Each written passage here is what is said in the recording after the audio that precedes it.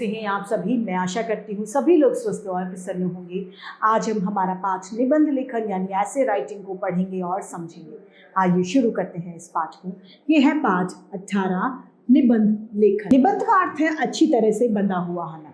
निबंध लेखन अर्थात किसी एक विषय विशेष पर अपने मन के भावों को उसी क्रम में प्रस्तुत करना। निबंध लिखते समय हमें उचित और सरल भाषा का प्रयोग करना चाहिए। वर्तनी का भी ध्यान रखना चाहिए, कम से कम अशुद्धियों का हो। आइए से पढ़ते हैं। किसी विषय पर क्रमबद्ध और व्यवस्थित रूप से लिखी गई रचना को ही निबंध कहते हैं। निबंध लिखना एक कला है। पर्याप्त अभ्यास के बाद ही व्यक्ति इस कला में पारंगत हो पाता है। यहाँ पर निबंध से संबंधित कुछ जानकारियां हैं। निबंध लिखने से पहले संबंधित विषय का पूरा ज्ञान होना चाहिए। निबंध लिखने से पहले उसकी रूपरेखा बना लेनी चाहिए। एक अनुच्छेद में एक बिंदु पर क्रमवार विचार व्यक्त करना चाहिए। असंगत बातों या असंबद्ध वाक्यों का प्रयोग नहीं करना चाहिए। अपने विचार व्यवस्थित ढंग से प्रस्तुत करने चाहिए।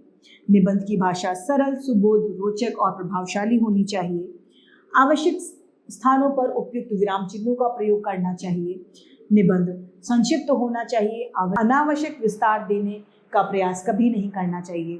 मुहावरों और लोकोक्तियों के प्रयोग से भाषा अधिक प्रभावी बन जाती है। अतः निबंध लिखते समय उपयुक्त सीमा में इसका प्रयोग भी करना चाहिए। पहला निबंध दिया गया है, मेरे प्रिय नेता। हमारे देश में ऐसे अनेक महापुरुष हुए हैं जिन्होंने राष्ट्र की सेवा के लिए अपने व्यक्तिगत सुखों को त्याग कर दिया और अनेक कष्टों को हंसते हंसते सहा। अंग्रेजों की दास्तां से देश को मुक्ति दिलाने में जिन महापुरुषों ने महत्वपूर्ण भूमिका निभाई, उनमें पंडित जवाहरलाल नेहरू का नाम उल्लेखनीय है। पंडित जवाहरलाल नेहरू का जन्म 14 नवंबर 1990 को इलाहाबाद में हुआ था। उनके पिता का नाम पंडित मोतीलाल नेहरू और माता का नाम स्वरूप रानी था। मोतीलाल नेहरू इलाहाबाद के प्रसिद्ध वकील थे, इसीलिए धन दौलत की उन्हें कोई कमी नहीं थी। जवाहरलाल का बचपन राजकुमारों की तरह बीता था। जवाहरलाल की प्रारंभिक शिक्षा घर पर ही हुई। बाद में उन्हें उच्च शिक्षा प्राप्त करने के लिए इंग्लैंड भेजा गया। वहां उन्होंने कैम्ब्रिज और हैरो के विश्व प्रसिद्ध शिक्षा केंद्रों से शिक्षा ली। बैरिस्ट्री की शिक्षा प्राप्त करने के बाद वो 1912 में भारत लौट आए। भारत लौटने के बाद महात्मा गांधी से प्रभावित होकर वो स्वतंत्रता आंदोलन में कूद पड़े। आंदोलन में भाग लेने के कारण वे कई बार जेल भी गए। जिस समय उनकी प्रिय पत्नी कमला मृत्युशैया पर रुग्ण पड़ी थी, उस समय वे जेल में ही थे।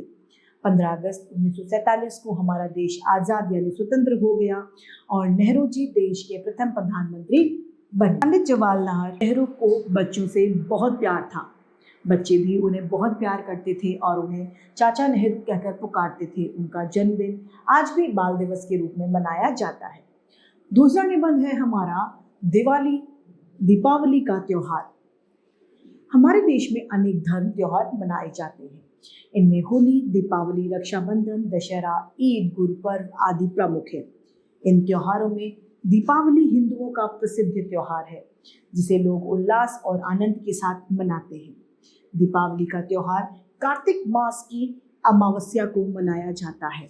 कहा जाता है कि भगवान राम रावण को मारकर इसी दिन अयोध्या से लौटे थे। उनके स्वागत और खुशी में अयोध्या वासियों ने दीपक जलाए थे। तभी से लोग इस पर्व को मनाते चले गए। दीपावली के अवसर पर लोग अपने अपने घरों में लिपाई पुताई करके स्वच्छ करते हैं। घरों को चित्र, खिलौनों और गुब्बारों से सजाया जाता है। रात में दीपकों, मोमबत्तियों और बल्बों से रोशनी की जाती है। लोग महालक्ष्मी पूजन करते हैं और एक दूसरे के घरों में मिठाई और उपहार देते हैं। बच्चे उमंग और उत्साह में भरकर पटाखे जलाते हैं। दीपावली का हमारे जीवन में बड़ा महत्व है। इस त्योहार पर घरों में सफाई हो जाती है। दीपकों की लौ से कीड़े मकोड़े जलकर नष्ट हो जाते हैं। इससे वातावरण स्वस्थ और सुखद होता है। हमें दीपावली पर अधिक पटाखे नहीं जलाने चाहिए। इसके धुएं से वातावरण की वायु प्रदूषित होती है, जो स्वास्थ्य के लिए बहुत हानिकारक है। दीपावली प्रकाश, उमंग, उल्लास और प्रेम का त्योहार है। यह त्योहार बुराई पर अच्छाई की विजय का प्रतीक है। अतः हमें इसे सभी बुराइयों को छोड़कर हंसी खुशी के साथ मनाना चाहिए। तीसरा त्योहार है हमारा निबंध है हमारा होली। होली रंगों का त्योहार। आइए इसे पढ़ते हैं। भारत को त्योहारों का देश कहा जाता है। इन त्योहारों में से कुछ त्योहार राष्ट्रीय त्योहार हैं और अधिकतर धार्मिक त्योहार हैं। हमारे धार्मिक त्योहारों में होली का महत्वपूर्ण स्थान है। मस्ती और उमंग से भरा यह त्योहार सारे देश में प्रसन्नता, उल्लास और अपूर्ण आनंद के साथ मनाया जाता है। होली का त्योहार फाल्गुन मास की पूर्णिमा को मनाया जाता है। वैसे तो एक सप्ताह पूर्व से ही होली की धूम शुरू हो जाती है, लेकिन रंगों का मुख्य त्योहार चैत्र मास की कृष्ण पक्ष की प्रतिपदा को होलिका दहन से अगले दिन हो जाता है। इस त्योहार के शुरू के साथ भक्त प्रहलाद की कथा जुड़ी हुई है।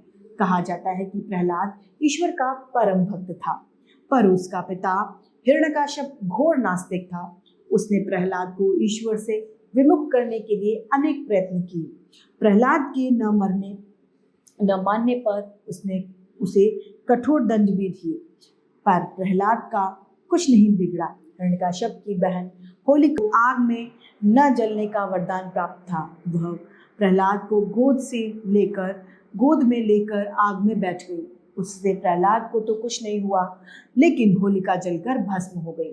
तभी से लोग होली का त्योहार मनाते चले आ रहे। पूर्णिमा का दिन स्त्रियां विधि विधान के साथ होली की पूजा करती हैं। रात में होली को जलाया जाता है। अगले दिन प्रातःकाल से ही लोग एक दूसरे पर रंग डालना शुरू करते हैं, गुलाल मलना और गले मिलना प्रारंभ कर देते हैं। दिन भर होली मनाने वालों की टोलियां इधर उधर घूमती रहती हैं। दोपहर के बाद होली के रंगों की वर्षा थम जाती है। लोग नहा धोकर यानी स्नान करके मित्रों और परिचितों से मिलने के लिए निकल जाते हैं। होली मस्ती, उल्लास और प्रेम का त्योहार है।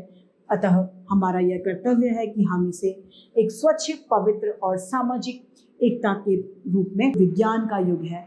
वैज्ञानिक सुविधाओं के बिना आज जीवन की कल्पना भी संभव नहीं है।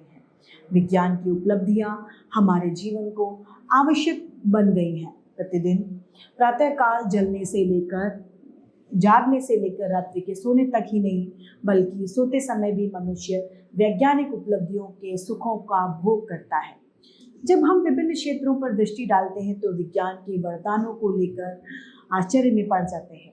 आइए कुछ क्षेत्रों पर दृष्टि डालें। चिकित्सा क्षेत्र में विज्ञान की उपलब्धियां अचंभित कर देती हैं। पहले जो बीमारियां लाइलाज समझी जाती थी, वे आजकल असाध्य नहीं रही, यानी बेइलाज नहीं रही। आज शरीर के अंगों का प्रत्यारोपण भी सरलता से हो जाता है। जनसंख्या का भयंकर विस्फोट हुआ है, लेकिन विविध रासायनिक उर्वरकों, कीटनाशकों और उन्नत किस्मों के बीज तथा पशु नस्लों के कारण उदर पूर्ति की समस्या को नियंत्रण किया जा सकता है। परिवहन के क्षेत्र में तो विज्ञान आमूलचूल परिवर्तन कर लिया है। पहले एक स्थान से दूसरे स्थान की यात्रा में काफ़ी समय लग जाता था, लेकिन आज मनुष्य बहुत लंबी दूरी की यात्रा भी कुछ ही घंटों में पूरी कर लेता है। बसों, रेलगाड़ियों और विमानों ने दो स्थानों के बीच की दूरी को बहुत कम कर दिया है। मनोरंजन के क्षेत्र में सभी विज्ञान की उपलब्धियां अत्यंत महत्वपूर्ण रही। संचार क्रांति ने संपूर्ण विश्व को एक छोटे ग्लोब में बदल दिया है।